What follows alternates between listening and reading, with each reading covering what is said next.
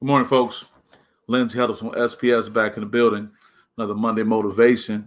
Going to get you going shortly. Wait for a few people to stop in and say good morning. Looking forward to another great day, another great week. I had an awesome weekend. Only hoping you did too. That's right. Watch your mouth. Better watch your mouth. Who is this saying good morning? It's Michelle Mimi Watkins saying good morning. Good morning, Michelle. Good to see you. Got to get these times right. It says 7:03. I want to be right on at 7 o'clock. I got one clock that says 7:03. Another says 6:59. One says 7. But, we're getting it done. We're consistent. Definitely good to see you. I hope you had a great weekend. Wow, what great weather I think we all experienced, and much needed great weather as we enter year one of this global pandemic. Hoping you guys are coming out of it the right way. Social distancing, washing your hands. Good morning, Wu Pang. There's a lot of good news over in our household, man, with you and your brother Rob. Shout out to Rob in his new role. I see you coaching hard, man. Getting ready. Getting it ready, man. Coaching family over there. Your brother Rob Murphy taking on the role as general manager and president, new Piston venture. New Piston G League team. That's great. The drive, I believe it is. And also you, brother, doing your great things at Henry Ford College, man. I see you going hard over there all the time. You are blessed over there. That's right. That's right. So what is my Monday motivation for today? It's watch your mouth. I'm keeping it all the way funky. That's right. All the way funky. If you heard somebody say that, better watch what you say. My man getting at you.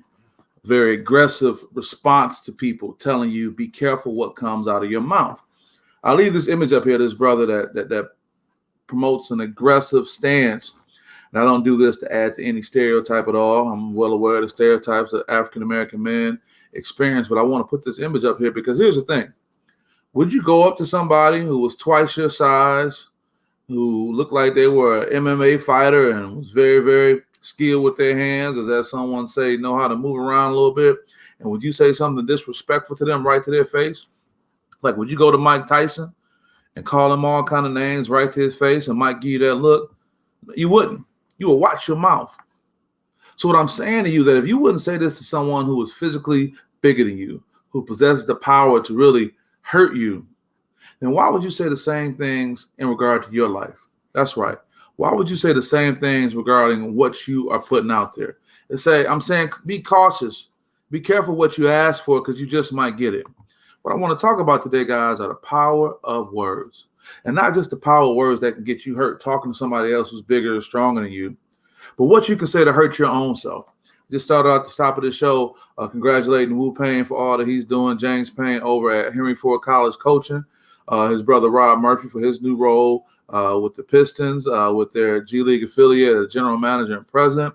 Just using these quick examples. What if James Payne walked around saying, man, I can't coach anymore. I'm not a good coach. I can't help these young men. What if Rob Murphy said, man, I can't transition from being a head coach of Eastern Michigan basketball to being with the NBA? What if Michelle Mimi Watkins said, I can't come up with an idea to start New Breed Track Club and inspire young people in track and inspire my daughter Kyra Jefferson to go on and do great things on a collegiate level and a professional level? Well, what if these were the words that were used? What I have to tell you guys is words have power, and we take it so lightly.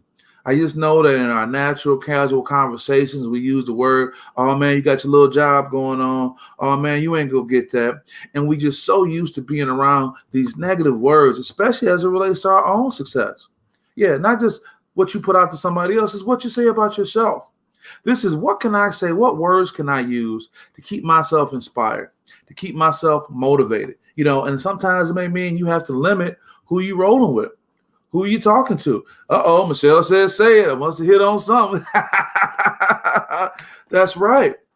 Words have power. And this point I want to make is more so the words we use to describe ourselves, the words we use to describe our plans. Sometimes we put limitations on ourselves. My guy, Rick Weiner, former chief of staff to Governor Granholm, he posts on this page, more parents kill dreams than anybody. When our children come up and they have things they want to do, I try my best. Let's put it real. I try my damnedest to make sure whatever Madeline Huddleston says she wants to do, I said, baby, you can do it. We're going to be skateboarding this weekend. I remember she talked about wanting to be able to skateboard and want to be able to get roller skates and all these things. And as a dad, there's even a statistic that my mom shared that between ages like 8 to 13, girls are 30% more likely to have lower self-esteem. And that because women experience that, it's much difficult for them to connect. So it's up to dads to help increase the self-esteem of their young daughters. I'm all about that. That's my life. It's all about that. So what I'm getting at is as you go through your walk, as you prepare to go to do different things, think about the words you're using. Not just the words you're using to other people, but the words you're using to yourself. Another example, sticking with James Payne and his brother Rob, right from the headline, let's talk about basketball. That's right. Loyola, Chicago, upset city. I would happen to be in Chicago this weekend and watching that. Wow. The whole state of Illinois were tuning in. They beat Fighting Illini. Shout out to my guy, Steven Brado. I got to see what Steven got to say about that. But do you think this team that was once in the Sweet 16, I see, Drew Valentine back there. I know Carlton Valentine was out there. Do you think these guys went into this game saying we can't beat the Illini? Do you think they went to the game saying that? You think they went into these situations saying that we can't do it? What kind of language do you think they were using to talk about themselves? They probably went there saying, man, we went further than they went in the last couple seasons. We've been further than this program has been recent. They use positive words to motivate themselves. They didn't have no negative words. Their head coach once said, "No, we can't do it." You want to stay with that theme?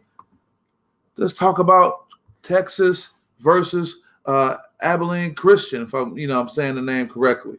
That's right. This young man, Joe Pleasant, what a name, hit 2 free throws to win the game. Okay, you may say, Lindsay, 2 free throws. That's what you're supposed to do. Not when this dude is a 59% free throw shooter. This dude don't shoot free throws well. What did they say? What did Coach tell Joe Pleasant during the final timeout? Well, he said he was going to make those 2 free throws. He told that young man, despite him being a low free throw shooter, having a very low percentage, probably the lowest on the team, he told him, you go make those free throws. He didn't say, man, I hope you make it. He didn't say, man, don't miss these. Let me tell you something about the power of words in the brain. Using golf as an example, whether we all play golf or not, you guys probably can relate to golf having those water hazards, right? I don't have an image of a water hazard, but when you're playing golf, you got the fairway going down, you got water on the left, water on the right. One thing you got to work on doing. He said, you got this. That's right, Michelle. He said, man, go make them free throws so we can go and get up out of here. And I heard them. I got Shaka Smart lost. And as a side note, in the wake of these social media keyboard gangsters, ain't no telling what kind of cruel things they're going to be saying to him down in Texas. They love you for a minute when you win the Big 12, but let's see what they're going to say, just like they said with Ohio State players that lost. There's horrible things people say on social media. But as a side note, getting back to this golf analogy, what they say is that you have to be careful because if you say, man, there's some water over there, I just don't want to go in the water. Your brain doesn't hear you say, don't go in the water. Your brain doesn't distinguish you saying, don't go in the water. All your brain hears is water. So you're programming your brain to do what? Go into the water. So don't even speak on a water hazard if you're out there playing golf. Don't say, I don't want to go on a water hazard. Say, hit it straight. Hit it straight. I am telling you, the power of words is very, very important. Let's talk about the psychological aspect for that. I'm always going to keep it funky with some psychological support going with this. The power of words is psychological. Intentionally negative words can lower self-esteem. It can kill the joy of enthusiasm and change your attitude about life. Words can be used to uplift, to motivate, to comfort, have a meaning well beyond simple letters strung together. They are powerful in how they make a person feel. So I'm telling you, your words have the power to lift up people and tear down people. People may have this thick skin, this thick exterior, and they can manage hearing you say kind of off the wall stuff. Don't nobody want to keep hearing that. I know I don't. I don't want to hear it, man. You can't say something positive to me, encouraging, I'm okay. You don't got to say nothing at all. And we're so conditioned to it that it takes extra emotional effort to make sure we're putting these positive words out there. I am happy and successful. I am who I want to be. These are the kind of words you need to use to encourage yourself. But it's difficult if you're in a setting or grew up in an environment where that wasn't encouraged. So now you become the anomaly. Now you're the person that's kind of different with this thinking. So what I want to tell you guys on this Monday motivation is watch your mouth. Watch what you say. Better watch what you say, not only to people out here in the world, but watch what you say to yourself. What words are you putting into your own universe to encourage yourself going forward? Words do hurt like sticks and stones. And it's really interesting that you said that, Mimi, because when I was thinking about this idea, I was like, we grew up so much saying sticks and stones may break my bones, but words will never hurt me. Yes, they will. We've evolved. Words do hurt. Words can build you up or break you down, but more importantly, your own words. What words are you internalizing? My mother, bless her heart, when we grew up, 7 Mile, Evergreen, Fielding Street, keeping it funky, shout out to the Fielding boys. We had mirrors in our home.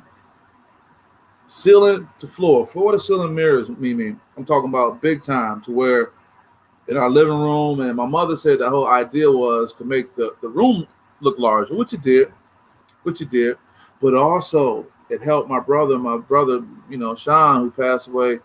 It helped us with our self-esteem, because walking into the mirror and seeing ourselves from our shoes to our head, we were constantly able to look at ourselves and kind of accept ourselves, critique ourselves, but it helped a great deal.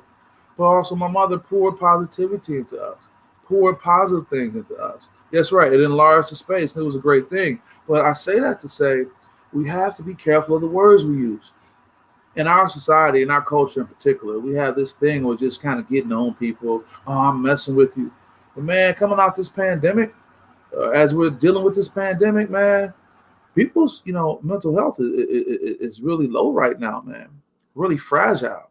I'm just impacted. I found out that my good friend, David Newman passed away on February 5th. I just found out. His wife just informed me because of the pandemic, we couldn't find out. He had a massive heart attack. This was my guy. I vividly remember our last conversation in the state capitol. He always wanted the best for me. I always wanted the best for him. So that got me feeling some kind of way. That just hit me 48 hours ago. So I'm saying is that we're out here just talking to be talking, man. Watch your mouth. And I say it in a way that makes you say, oh, man, I don't want nobody to do anything to me. Yeah, watch your mouth. Because what you're putting out here in the world does have an impact. And more importantly, it has an impact on you. I'm only trying to encourage, man. I'm only trying to promote positivity. And I appreciate it if you only send that back my way. Is my mental health A1? I feel that it is, but sometimes we don't even know. Sometimes we don't even know where we are based on everything that's going on. And with the unfortunate and untimely passing of my good friend Dave, Newman, that's making me look at all the little trivial things that I was thinking about to say, man, I don't even care about that. I'm in the land of the living. I'm going to kiss my baby, say hello to my friends, greet my loved ones. So with that, folks, I don't want to go on and on, but I do want to say the power of words are important, and also the words you choose to motivate yourself. I want to thank everybody who stopped in today. James, Wu Payne, Michelle, Mimi Watkins. I appreciate you guys. I want to encourage you guys to go ahead and have a great week.